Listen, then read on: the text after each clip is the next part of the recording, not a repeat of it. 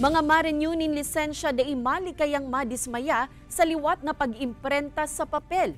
Asin pag-issue kan LTO nin temporary driver's license nin huli sa kakulangan nin plastic driver's license card. Ini asin iba pang detalye aramon ta sa report ni Chris Novello.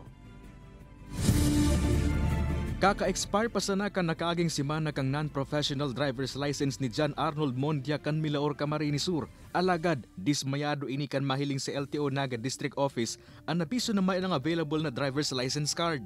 Papel yan, pwedeng mabasa, tsaka ayan, mas siya, kumbaga pwede siyang ma-misplace talaga.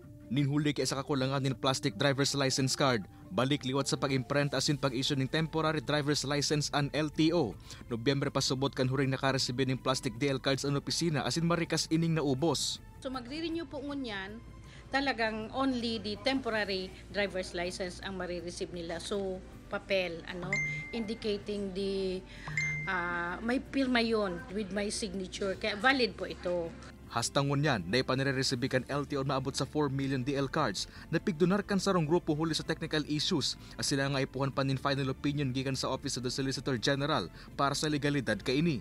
Antisipado naman kan LTO Naga na madagdag kada aldaw ang backlog din mga day pa nakakaresibid ng lisensya na nakaimprenta sa plastic.